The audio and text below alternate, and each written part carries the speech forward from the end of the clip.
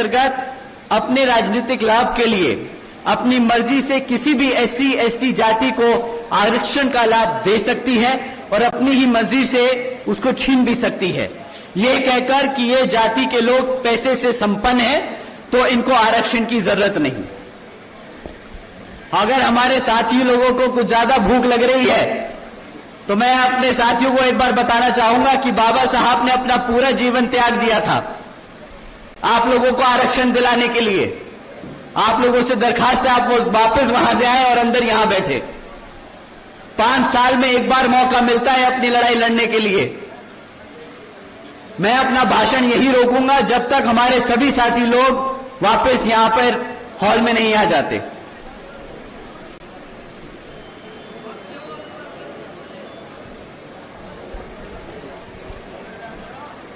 साथियों,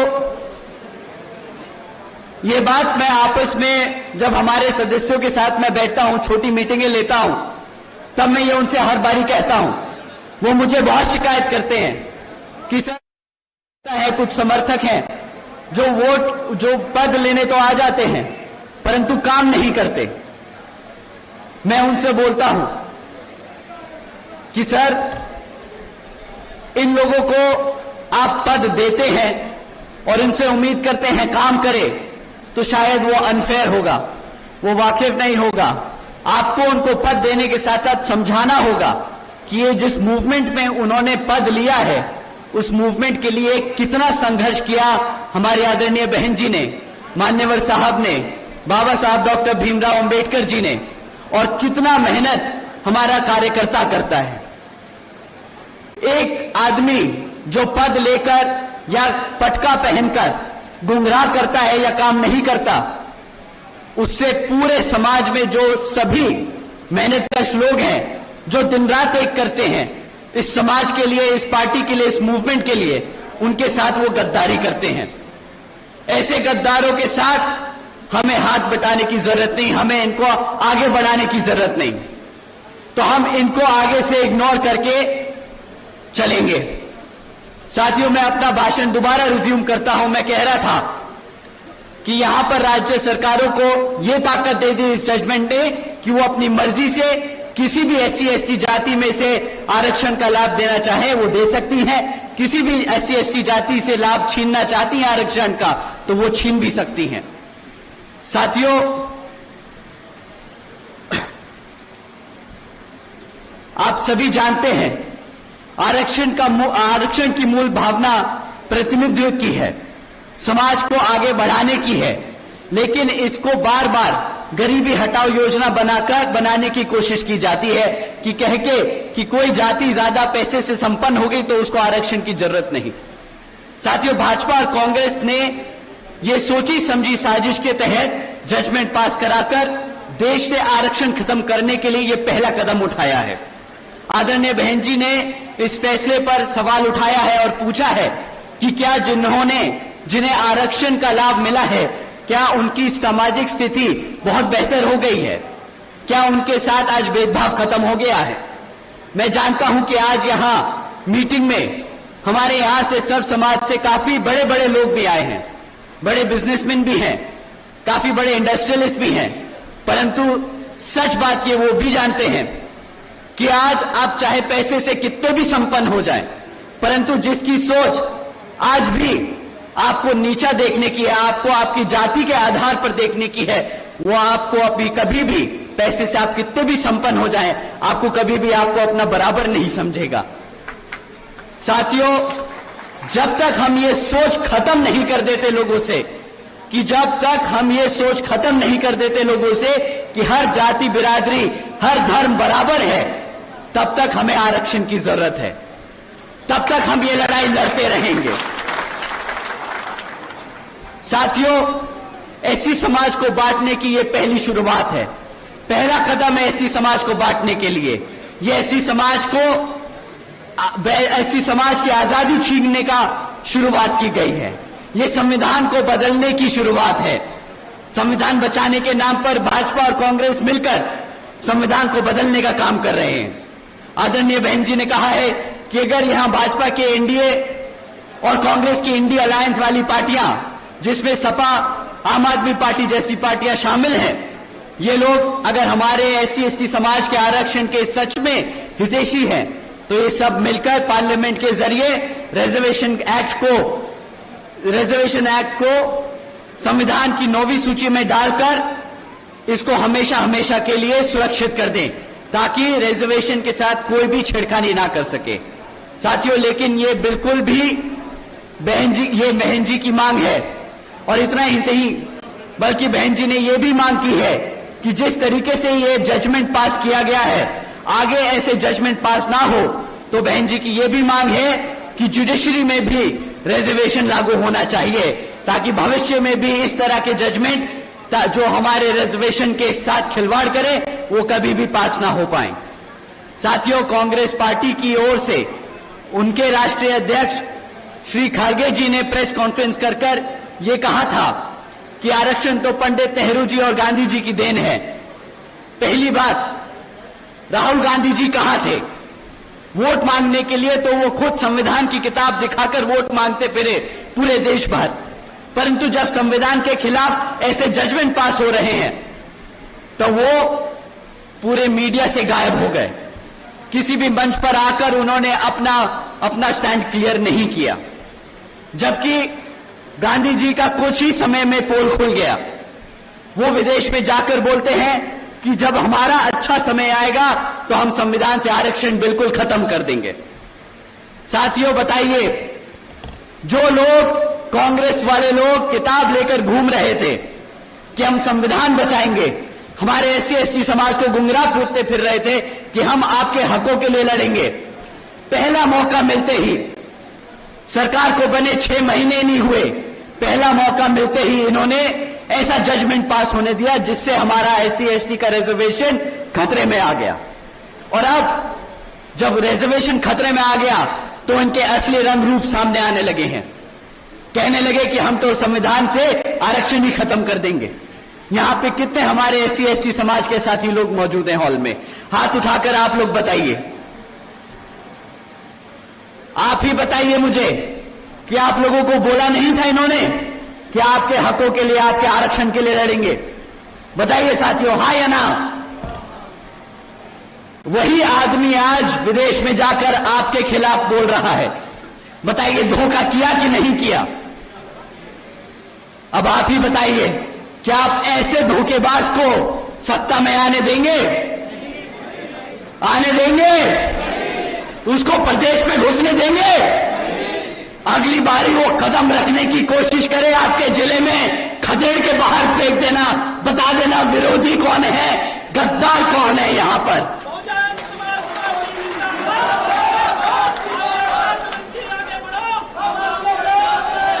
दूसरी बात साथियों, कांग्रेस के राष्ट्रीय अध्यक्ष जी SC समाज से आते हैं, ये सब जानते हैं। वो अगर बाबा साहब के संघर्षों को नजरअंदाज कर ये कहते हैं कि भाई ये तो पंडित नेहरू जी और गांधी जी की देन है आरक्षण, वो हमारे SC समाज को गुमराह करने का काम कर रहे हैं, बांटने का काम कर रहे हैं। तो साथियों, ऐसे लोगों से भी हमें मान्यवर साहब ने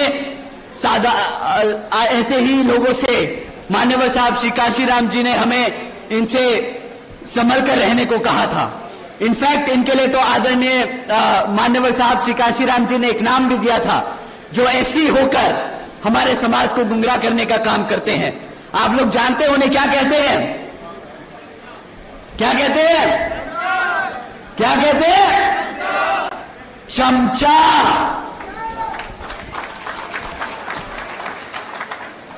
कांग्रेस के राष्ट्रीय अध्यक्ष एक SC समाज से आकर अगर बाबा साहब के काम को, संघर्ष को नजरअंदाज करते हैं तो वो कांग्रेस के क्या हुए? साथियों, ऐसे लोगों के लिए आज मान्यवर साहब श्री काशीराम जी ने एक किताब भी लिखी थी, चमचा युग। आप लोगों से दरखास्त है कि वो किताब जरूर पढ़िएगा, ऐसे लोगों से सावधान रहिएगा। तीसरी बात, पंडित नेहरू जी और गांधी जी आरक्षण तो दूर की बात है, वो दलितों के इतने विरोधी थे कि जब संविधान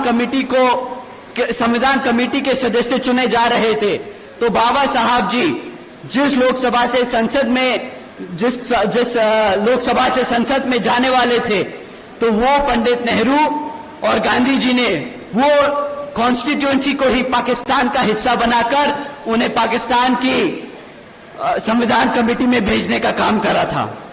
साथियों, जिन लोगों से बाबा साहब नहीं बर्दाश्त हुए, आप लोगों को लगता है कि बाबा साहब का दिया हुआ आरक्षण उन्हें बर्दाश्त होगा?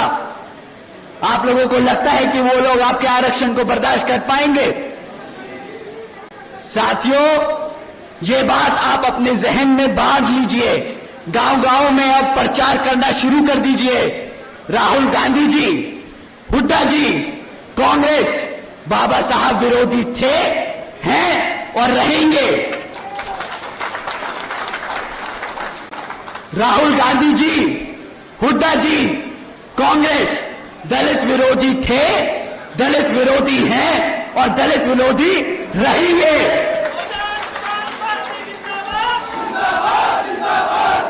साथियों, राहुल गांधी जी, हुड्डा जी, कांग्रेस आरक्षण विरोधी थे, आरक्षण विरोधी हैं और आरक्षण विरोधी रहेंगे। राहुल गांधी जी जैसे नेता जो आरक्षण खत्म करना चाहते हैं, आप सब जानते हैं, आप सब जान लीजिए, संविधान हमारी पहचान और आरक्षण हमारी आजादी छीनने नहीं देंगे आपको, छीनने नहीं देंगे आपको। साथियों, इन्हें तो अपने ही हरियाणा की दलित बेटी बर्दाश्त नहीं होती। बाबा साहब, मान्यवर साहब, आदरणीय बहन जी और हमारा समाज तो दूर की बात। आप सबने देखा होगा, इन लोगों से हमारे हरियाणा की दलित की बेटी बर्दाश्त नहीं होती। आदरणीय शैलजा जी के लिए हुड्डा के समर्थकों ने कितना बुरा भला बोला, वो सब आप लोगों ने देखा। एक बड़ी दलित नेता है वो, शैलजा जी का हम पूरा आदर सम्मान करते हैं और इस मंच के माध्यम से हम ये पूरे हरियाणा को बता देना चाहते हैं कि आप एक दलित होकर अपना पूरा जीवन कांग्रेस को समर्पित कर सकते हैं, परंतु तब भी ये कांग्रेस आपको वो सम्मान नहीं दे सकती जो आपकी अपनी पार्टी बहुजन समाज पार्टी देती है। साथियों, मैं ये दोबारा दोहराऊंगा, राहुल गांधी जी, हुड्डा जी, कांग्रेस दलित विरोधी थे, दलित विरोधी हैं और दलित विरोधी ही रहेंगे। साथियों, अब मैं आप सबका ध्यान यहां विधानसभा चुनाव में होने वाले कुछ मुद्दों पर लेके आना चाहूंगा। साथियों, यहां पिछले 10 सालों से हरियाणा में भाजपा की सरकार चल रही है और अब जब चुनाव हमारे सर पर है तो ये भाजपा के लोग भी आप लोगों के बीच में आकर आपसे विभिन्न तरह के वादे करेंगे, आपसे वोट मांगने का काम करेंगे, परंतु साथियों, आपको इनसे सवाल करने होंगे। कभी भी जाति और धर्म के आधार पर मत सवाल करिएगा जो सत्ता में बैठा है। इनसे आपको मैं दरखास्त करूंगा कि आप सवाल करें इनसे, आप इनसे सवाल करें शिक्षा पे, रोजगार पे और यहां पर आसमान छूटी हुई महंगाई पे। साथियों, यहां आज इतनी बड़ी संख्या में हमारी माताएं बहनें बैठी हैं, हमारे बड़े बुजुर्ग बैठे हैं। मैं आप लोगों से पूछना चाहूंगा, आप लोग उन सबको जरूर से सुनिएगा, क्या मिला आपके बच्चों को शिक्षा के नाम पर? बीजेपी के सरकार के चलते हुए साथियों, पिछले 10 सालों में सरकार ने यहां पर 5000 से ज्यादा प्राइमरी स्कूल्स बंद करने का काम किया है। एक तरफ यहां पे पढ़ने लिखने की बच्चों की संख्या दिन पे दिन बढ़ती जा रही है और दूसरी तरफ यहां पर ये भाजपा वाले हमारे बच्चों के प्राइमरी स्कूल बंद कर रहे हैं। इतना ही नहीं साथियों, आज 2200 से ज्यादा सरकारी सीनियर सेकेंडरी स्कूल्स में 1000 से ज्यादा स्कूलों में प्रिंसिपल्स तक नहीं है। हमारे सीनियर स्कूल्स में, सीनियर सेकेंडरी स्कूल में अगर प्रिंसिपल नहीं होंगे तो हमारे बच्चों को पढ़ाएगा लिखाएगा कौन? इतना ही नहीं, बल्कि 2017 से हमारे एससी एसटी ओबीसी समाज के छात्रों की जो स्कॉलरशिप का पैसा था जो सरकार से मिलता है, वो भी इन लोगों ने हमारे बच्चों को नहीं दिया। साथियों, जब आपके बच्चों के स्कूल बंद कर दिए जाएंगे, जब आपके बच्चों के स्कूलों में शिक्षकों को भर्ती नहीं किया जाएगा, उनके स्कॉलरशिप का पैसा रोका जाएगा, तो तो आप ही बताइए, क्या आपके बच्चों के भविष्य से ये खिलवाड़ होगा कि नहीं? बताइए, आपके बच्चों का भविष्य खतरे में डाला कि नहीं? यहां मेरे सभी युवा साथी हैं, आप बताइए कि आपकी पढ़ाई से खिलवाड़ किया कि नहीं? अरे अगर पढ़ाई से खिलवाड़ किया तो जरा बताओ चंडीगढ़ को कि खिलवाड़ किया, और दोबारा नहीं दोहराने देंगे। यहां पर दर्शन लाल खेड़ा को जिताकर विधानसभा में भेजने का काम करेंगे। वो यहां पे आपके बच्चों की शिक्षा के लिए काम करेंगे। साथियों, पिछले 10 सालों में यहां पर मिला है तो सिर्फ क्या, आपके बच्चों को पढ़ाई के नाम पर यहां पे पेपर लीकों की खबरें सुनने को मिली, बस और कुछ नहीं मिला है। साथियों, कोई भी ऐसा सरकारी डिपार्टमेंट नहीं बचा जिसकी भर्ती के परीक्षा के पेपर इन्होंने ना लीक किए हो। इन्हें बहाना मिल जाता है हमारे बच्चों को सरकारी नौकरी ना देने का।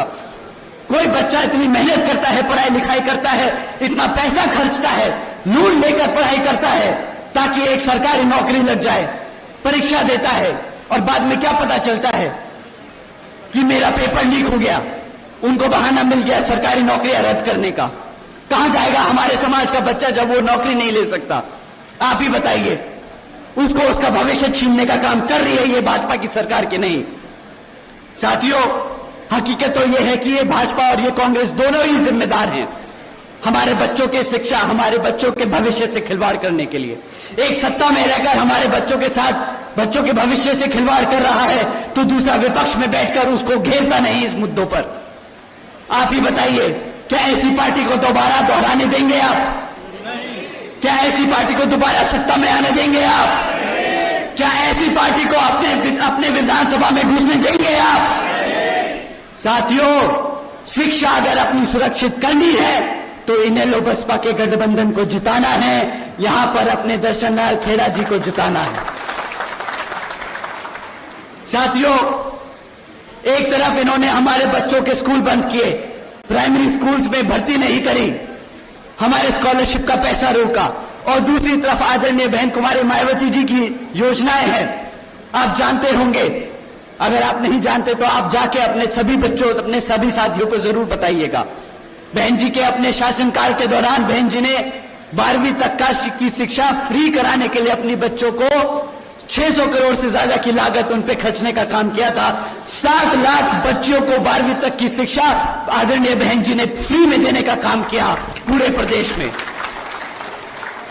यही नहीं, आदरणीय बहन जी ने 6 इंजीनियरिंग कॉलेजेस बनाए, 2 होम्योपैथिक कॉलेजेस बनाए, 24 पॉलिटेक्निक कॉलेजेस बनाए, 2 पैरामेडिकल कॉलेजेस बनाए, 6 यूनिवर्सिटीज बनाई, 200 से अधिक इंटर डिग्री कॉलेजेस बनाए, 100 से अधिक ITIs, 550 से ज्यादा हाई स्कूल और 5,500 से ज्यादा प्राइमरी स्कूल्स बनाने का काम किया। मेरे को आपको इनकी गिनती गिनवाते गिनवाते गला सूख गया। साथियों, इतना ही नहीं, हमारे सभी पिछड़े समाज से आने वाले बच्चों के लिए देश में पहली बार आदरणीय बहन जी ने इन सभी सरकारी कॉलेजेस और यूनिवर्सिटीज के हॉस्टल्स में और इनके सभी सीटों पे 27% आरक्षण की व्यवस्था तय की थी ताकि हमारे समाज के, पिछड़े समाज के बच्चों को पढ़ने लिखने का पूरा मौका मिल सके। साथियों, यही नीतियां हैं जिसके आधार पर चलकर यहां पर बसपा इनेलो की सरकार आपके बच्चों के लिए यहां पर स्कूल्स, यूनिवर्सिटीज, कॉलेजेस, स्कॉलरशिप्स और आपके बच्चों के लिए एक उज्जवल भविष्य देने का काम करेगी, जिसके लिए आपको अब अपनी कमर कस लेनी है और गांव-गांव और गली-गली में घूमकर अपने यहां प्रत्याशी श्री दर्शन लाल खेड़ा जी का प्रचार कर कर उन्हें विधानसभा जिताने का काम कर रहे हैं। अब मैं आप लोगों से, अपने युवा साथियों से रोजगार के नाम पर आपसे मैं बात करना चाहूंगा। आपको सवाल उठाना है कि रोजगार के नाम पर हमारे युवा साथियों को क्या मिला। हमारी माताएं बैठी हैं, हमारी बहनें हैं, हमारे बड़े बुजुर्ग हैं। आपके सबके घर में कम से कम एक युवा होगा जो बेरोजगार घूम रहा है, बेचारा पढ़ाई लिखाई करता है। आपने अपनी मेहनत से इतना कमा दमा के लोन ले ला के उस बच्चे को पढ़ाया, किस लिए? कि वो रोज किसी दिन नौकरी करेगा तो हमारा भी समाज में सर गर्व से फख्र से ऊपर होगा कि मेरा बच्चा भी खुद कमाता है, अपने घर में मेरी माता, मेरी बहन के लिए मैं अपने पिताजी का नाम रोशन करता है। परंतु हकीकत यह है कि पिछले 10 सालों में साथियों 40% युवा आज बेरोजगार घूम रहा है। पिछले 10 साल में यहां पर 2 लाख से ज्यादा सरकारी पद खाली छोड़ दिए गए। आप जानते हैं क्यों यहां पर सरकार अगर चाह के भी 2 लाख सरकारी खाली पद हैं तो वो नहीं भरती। हमारे 40% युवा बेरोजगार घूम रहे हैं, उन्हें 2 लाख नौकरियां देना चुटकी का काम है, चुटकी का काम है, परंतु वो नौकरी नहीं देती, क्योंकि अगर इन्होंने 2 लाख पद भर दिए तो इन्हें उन 2 लाख पदों पे सरकारी पदों पे आरक्षण भी देना पड़ेगा। हमारा पिछड़े समाज से साथियों को रोजगार देना पड़ेगा, हमारे मुसलमान समाज को उन्हें रोजगार देना पड़ेगा, हमारे विभिन्न माइनॉरिटीज ग्रुप को उनको भी रोजगार देना पड़ेगा, परंतु ये लोग वो 2 लाख पद नहीं भरेंगे। साथियों इतना ही नहीं, हमारे यहां पे क्लरिकल वर्कर्स वो अपनी बेसिक पे 35,000 रुपए करने की मांग कर रहे हैं पिछले 10 सालों से। आज तक उनकी मांग को सुना तो दूर, उन्हें तो बिल्कुल एंटरटेन ही नहीं करते, ऊपर से धमकाते हैं कि अगर तुमने यहां पे आंदोलन किया तो तुम्हें बर्खास्त कर दिया जाएगा सरकारी नौकरियों से। अब आप ही बताइए कि अगर जो लोग रोजगार मांग रहे हैं उन्हें रोजगार देना नहीं चाहते, जो लोग अपना रोजगार में हैं, जो टेम्परेरी वर्कर्स बना रखे इन्होंने, आप लोग तो जानते होंगे कि यहां पर कुल मिलाकर 2000 से ज्यादा लेक्चरर्स परमानेंट होने की मांग भी कर रहे हैं। 40% युवा बेरोजगार घूम रहा है, 2 लाख सरकारी पद खाली पड़े हैं। ये सरकार क्या कर रही है उसके बदले? कौशल विकास निगम जैसी योजनाएं चला रही हैं। जो पक्की नौकरियां हैं उनको भी कच्ची नौकरियां बनाकर यहां पर हमारे समाज के लोगों का आरक्षण वो भी खत्म करने की पूरी तैयारी में बैठी है। साथियों एक तरफ भाजपा की सरकार है जो रोजगार के नाम पर ऐसा मजाक करती है, दूसरी तरफ हमारे आदरणीय बहन कुमारी मायावती जी की योजनाएं हैं जिसके तहत चलकर बहन जी ने 4 साल के अपने शासनकाल में 90,000 से अधिक शिक्षकों को रोजगार दिया, 1 लाख से अधिक सफाई कर्मचारियों को रोजगार दिया था, 2 लाख से अधिक आदिवासी अधिक से ज्यादा पुलिस फोर्स में भर्ती करी थी। और हमारे यहां पर शहरी सारी अपर कास्ट समाज के साथी लोग बैठे हैं, पंजाब कम्युनिटी से हैं, बनिया कम्युनिटी से हैं। आप सबको जानकर हैरानी होगी साथियों कि आदरणीय बहन जी ने 30 लाख से अधिक हमारे अपर कास्ट समाज के कमजोर लोगों के विभिन्न साथियों को सरकारी नौकरी देने का काम किया था। 30 लाख से ज्यादा नौकरियां हमारे अपर कास्ट समाज के भाइयों बहनों को मिली। इतना ही नहीं बल्कि बहन जी के शासनकाल के दौरान बसपा की सरकार ने कृषि एवं संबंधित कार्यों में मिनिमम वेज को 55 रुपए से बढ़ाकर 100 रुपए प्रतिदिन करने का काम किया था। अन्य पिछड़े वर्गों की वार्षिक आय की क्रीमी लेयर की वार्षिक आय को बढ़ाकर 3 लाख रुपए से बढ़ाकर 5 लाख रुपए बढ़ाने का काम किया था। साथियों इतना ही नहीं, हमारे किसान भाइयों के लिए रातों रात गन्ना खरीदी के दाम दुगने कर दिए थे। साथियों बहन जी के गवर्नेंस मॉडल के तहत चलकर ही बसपा की सरकार ने प्रदेश के सभी समाज के लोगों को अपने पैरों पर खड़ा करने का काम किया था, सम्मान से जीने का अधिकार दिलाया था। साथियों और अब साथियों अगर हम महंगाई की बात करें तो इस सरकार के बारे में मेरे पास बोलने के लिए सिर्फ एक ही चीज है। ये सरकार आप लोगों के बीच में आती है और बड़े गर्व से बोलती है कि हमने 80 करोड़ जनता को मुफ्त में राशन दिया है। केंद्र और हरियाणा की भाजपा सरकार बड़े जोर से बोलती है कि इनके मंत्री लोग आपके लोगों के बीच में आकर बोलते हैं कि सरकार ने 80 करोड़ से ज्यादा देशवासियों को मुफ्त में राशन देने का काम किया है, परंतु ये समझते नहीं कि अगर इन्होंने 80 करोड़ से ज्यादा जनता को मुफ्त में राशन देने का काम किया तो इन 80 करोड़ जनता को मुफ्त में राशन देने की जरूरत क्यों पड़ी? ये लोग सीधा सीधा कह रहे हैं कि आज भारत की 80 करोड़ जनता गरीबी रेखा से नीचे है, जो अपने आप कमाकर खा नहीं सकती। इन्होंने 2014 में वादा किया था कि सालाना 2 करोड़ नौकरियां देंगे। अगर ये वो वादा पूरा करते तो आज हमारे टैक्स पेयर्स का 2 लाख करोड़ रुपया इन 80 करोड़ जनता को मुफ्त में राशन देने के लिए नहीं खर्चा जाता। इस 2 लाख करोड़ रुपए जो आपका टैक्स का पैसा है, वो सरकार यहां पर नई नौकरियां पैदा करने के लिए वो लगा पाती। तो ये लोग जो बड़े गर्व से बोलते हैं कि हमने मुफ्त में राशन दिया, हमारे गरीब लोगों के, हमारे लोगों से रोजगार छीनने का काम किया है, 80 करोड़ जनता को गरीबी में ढकेलने का काम किया है, हमारे मेहनत कर टैक्स के पेयर्स का पैसा इन्होंने मिसयूज किया है। साथियों, ऐसे लोगों को आप क्या सत्ता में दोबारा लाना चाहेंगे? आप लोग ऐसे लोगों को सत्ता में लाना चाहेंगे? तो साथियों, समय आ गया है यहां पर अपनी बसपा और इनेलो की सरकार को बनाने का। एक तरफ भाजपा और कांग्रेस आप लोगों को गुलाम बनाना चाहती है, बेरोजगार रखना चाहती है, अनपढ़ रखना चाहती है। दूसरी तरफ बसपा इनेलो का गठबंधन की सरकार आपको अपने पैरों पर पढ़ा लिखा खड़ा कर, रोजगार देकर एक काबिल व्यक्ति बनाकर इस समाज का एक बहुत महत्वपूर्ण हिस्सा बनाना चाहती है। साथियों, इन्हीं कुछ जरूरी बातों के साथ ही आप सभी लोगों से मेरे व खासकर आदरणीय बहन कुमारी मायावती जी की भी ये विशेष अपील है कि इस विधानसभा चुनाव में आप सभी हर मोर्चे पे सावधान रहे। आप लोगों का वोट बहुत कीमती है। आपका वोट कोई खरीद ना पाए, आपका वोट कोई लूट ना पाए, आपका वोट कोई पढ़ने से रह ना जाए। जाति, बिरादरी, धर्म, बल, मंदिर, मस्जिद या किसी भी भावना आदि के नाम पर कोई स्वार्थी आपको अपने जाल में फंसाकर आपके वोट का दुरुपयोग ना कर ले, क्योंकि देश के हर महिला, पुरुष व युवा को वोट डालने का अधिकार यह महत्वपूर्ण बाबा साहब डॉक्टर भीमराव अंबेडकर जी की महत्वपूर्ण देन है।